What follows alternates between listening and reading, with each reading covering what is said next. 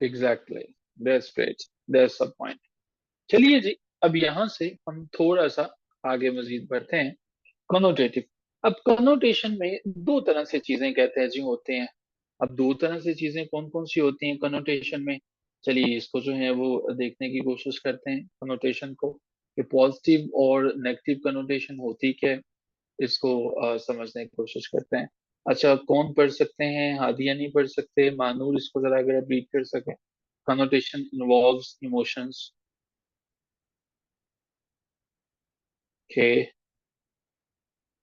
के ग्रेट। नईम साहब जो हैं वो पढ़ने पड़ेंगे। Bismillahirrahmanirrahim. Connotation involves emotions, cultural assumptions, and suggestions. Connotative or implied meanings can be positive, negative, or neutral. Some yes, dictionary देखिए ये जो कनोटेशन में मीनिंग्स है ना, आपने अपनी डोमेन्स को थोड़ा सा मुश्किल कर लिया। कि अब आपके पास जो मीनिंग्स हैं वो या तो इम्प्लाइड हो जाएंगे, छुपे हुए होंगे। पॉजिटिव भी हो सकते हैं और नेगेटिव भी हो सकते हैं। जी प्लीज नहीं, आगे चलिएगा। some dictionaries offer usage notes that help to explain connotative meanings, but they alone can't rely on when trying to avoid offensive or incorrect word choices. Keep in mind that using a word without being aware of its implied meanings can annoy your reader or make your message unclear.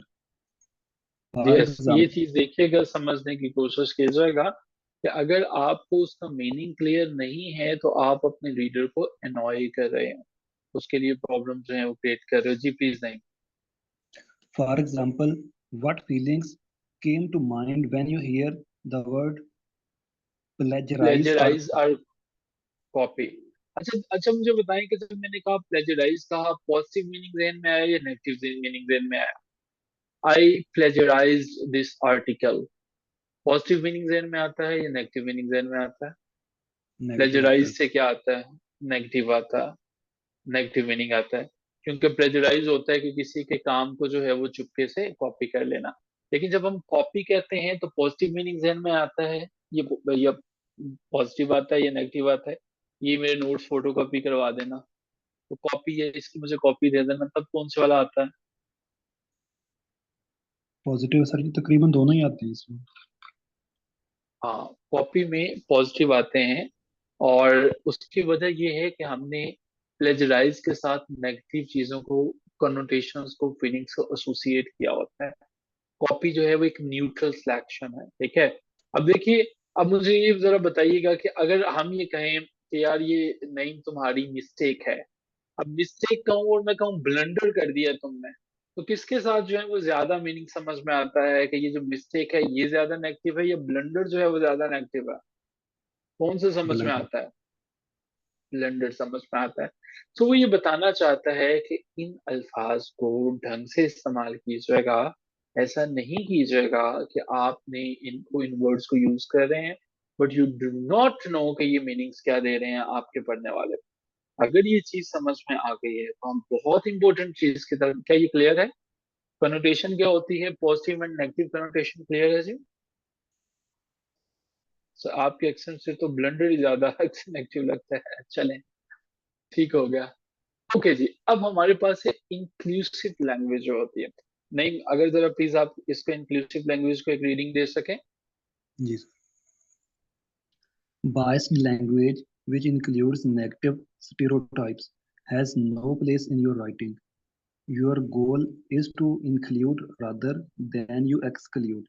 Understanding the purpose of inclusive language and using it in your essay will assure that your message gets across without creating or perpetuating negative social stereotypes.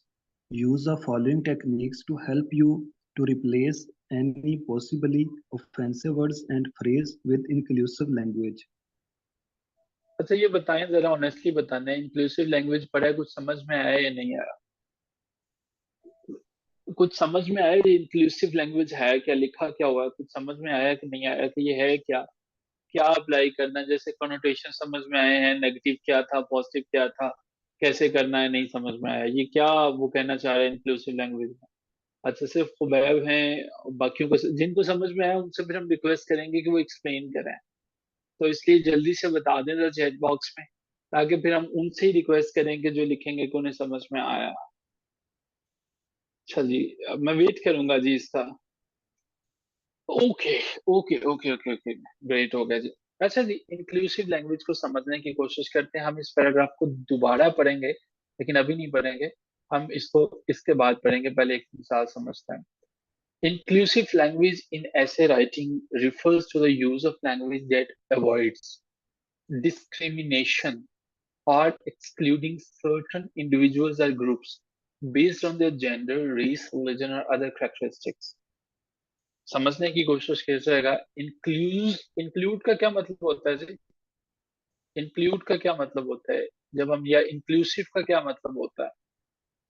Inclusive होता है, inclusive का क्या मतलब होता है? शामिल करना। Great हो गया जी। इंक्लूसिव लैंग्वेज का मतलब ये है कि जिसमें हम किसी को निकालते नहीं हैं, शामिल करता है, ठीक है। और जिसमें हम जो है वो एक्सक्लूड जो है वो कुछ हमें ग्राउंड जो है वो उन्हें देखनी होती है इंक्लूसिव लैंग्वेज में, जिसमें हमने डाइवर्सिटी, इक्विटी और इन तमाम की तमाम चीजों को शामिल करना होता है अपने रिटन कम्युनिकेशन के अंदर। अब एक एग्जांपल देखेंगे, मीनिंग ज्यादा अच्छे से समझ हो जाएगा। सो कहता है कि मिसाल के तौर पर जब आप बात करते हो जेंडर स्पेसिफिक टर्म्स की, लाइक ही है, शी है, इंक्लूसिव लैंग्वेज जो है वो बात करेगी दे और देयर की। मतलब समझ रहे हो, दे और देयर की बात करेगा। लैंग्वेज जो है वो जेंडर को नहीं निकालेगी, बल्कि स्पेसिफिकली बात करेगी ज्यादा लोगों की जो है वो। एक एग्जांपल समझते हैं। Here's an example that uses Zainab and Hina, two girls, to illustrate inclusive language in the essay writing. अब ये समझते हैं। अच्छा, कहता है कि instead of writing when a person enters his office, he should greet his colleagues, which assumes that all the persons is male.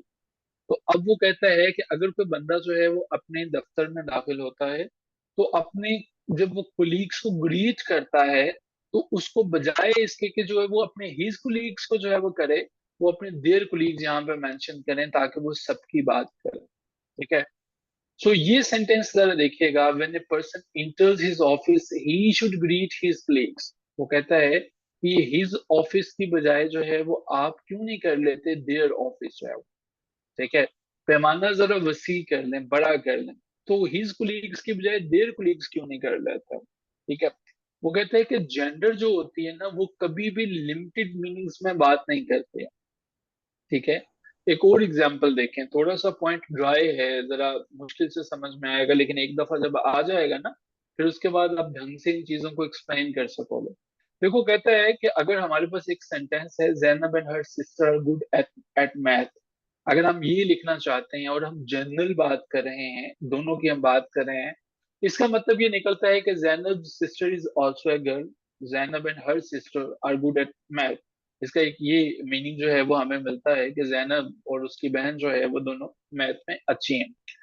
लेकिन क्या ये जरूरी है कि अगर हम जो पाकिस्तान की डेफिनेशन, पाकिस्तान में हम चूंकि रहते हैं तो हमारा पाकिस्तान का पर्सपेक्टिव थोड़ा सा मुख्तलिफ है, ठीक है, थोड़ा सा मुख्तलिफ है। अगर ये जो हर सिस्टर है, क्या ये सब फीमेल के लिए यूज हो सकता है या ये फीमेल भी यूज कर सकता है? क्या ये हर सिस्टर का मतलब सिर्फ हर सिस्टर ही है, या ये फीमेल भी यूज कर सकते हैं? इवन पाकिस्तान में भी उनको जेंडर अपनी जो है वो चूज करने की इजाजत दे दी गई।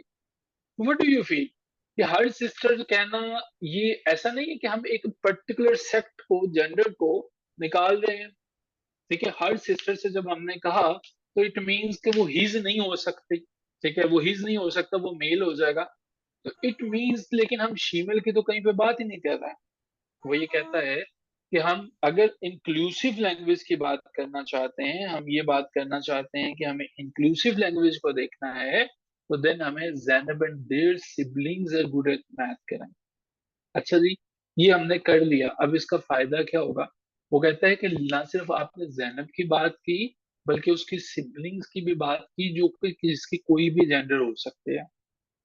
थोड़ी सी समझ आई, ज्यादा नहीं, थोड़ा सा समझ आया, थोड़ा सा समझ हुआ है, ज्यादा तो नहीं आया।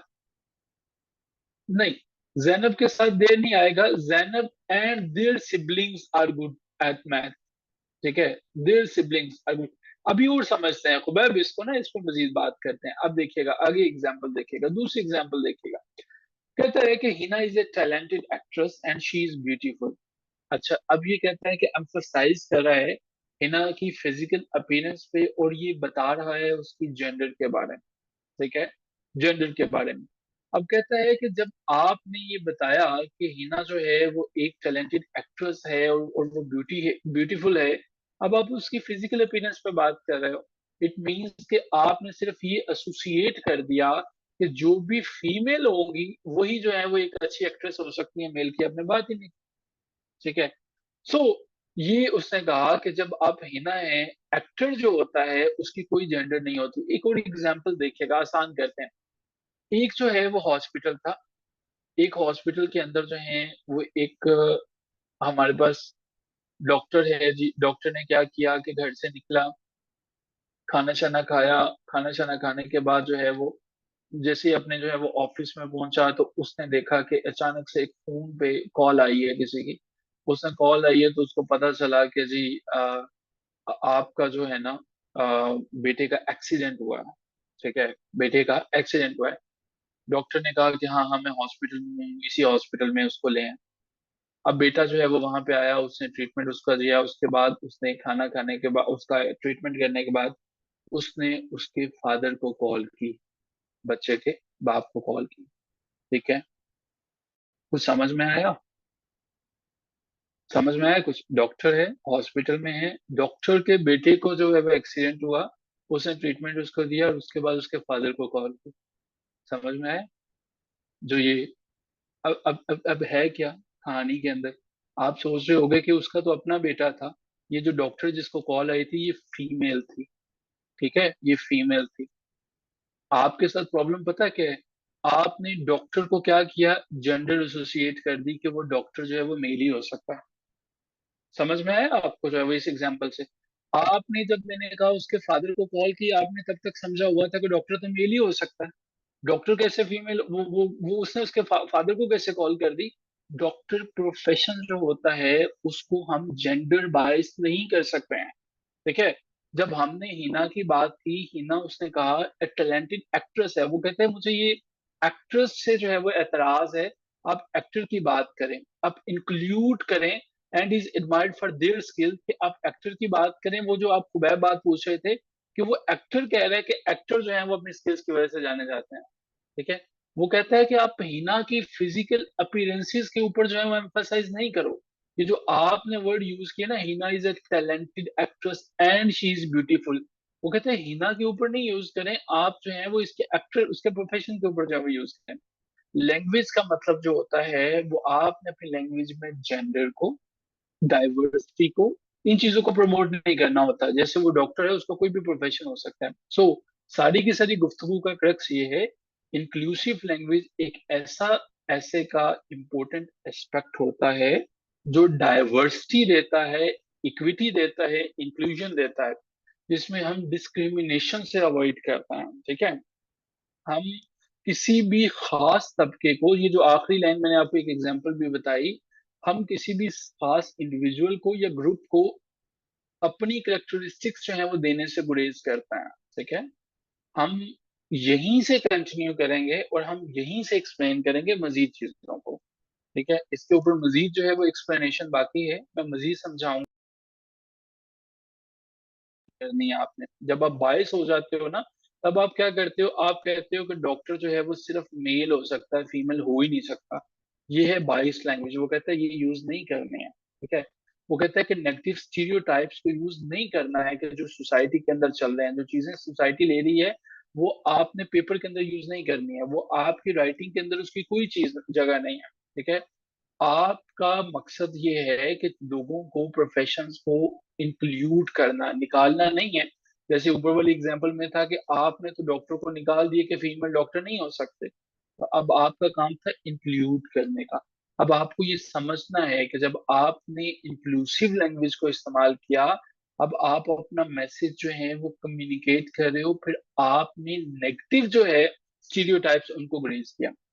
ऐसी लैंग्वेज जिसमें हम किसी भी खास प्रोफेशन को, जेंडर को, रेस को उनकी सिर्फ उस पर्टिकुलर जेंडर में होने की वजह से नहीं निकालते हैं बल्कि शामिल करते हैं, वो इंक्लूसिव लैंग्वेज होता है। और इसके ऊपर हम मजीद भी कल बात करेंगे, यहीं से शुरू करेंगे। लेकिन अभी तक क्या मैं सिर्फ ये समझा पाया हूँ कि इंक्लूसिव लैंग्वेज नामी कोई चीज होती है, और इंक्लूसिव लैंग्वेज नामी जो चीज होती है ये कहती है कि चीजों को शामिल करना है, निकालना नहीं है। क्या इतनी सी बात मैंने समझाई है? सारा कॉन्सेप्ट नहीं मैं भी पूछ रहा, ये यहां तक समझ में आया कि ऐसे राइटिंग में हमें इंक्लूसिव लैंग्वेज को यूज करना है, जिसके बारे में मैंने ट्राई किया कि कुछ समझाऊं। लेकिन कल इसकी मजीद एग्जांपल्स लेंगे, फिर हम बात करेंगे जेंडर, रेस, ये सारी की सारी चीजें हैं। क्योंकि हमें ऐसे में कोई भी चीज जो है वो रट्टा नहीं लगानी है, हमें इसको समझना है, ठीक है? हमें इसमें से गुजरना है। अच्छा मुझे बताइए, मैंने एक फाइल रिक्वेस्ट की थी, मानूर साहबा ने आपके साथ शेयर भी की थी, तो क्या वो फाइल आप लोगों की प्रिपेयर है? एक क्विज था छोटा सा। अभी तक इस यहाँ तक जो बात हुई है इसके बारे में कोई क्वेश्चन है तो वो क्वेश्चन पूछा जा सकता है। वो मैंने वोकेबलरी वाली फाइल मानूर ने आपके साथ शेयर की थी, तो आपने उस फाइल को देखा है, प्रिपेयर किया है?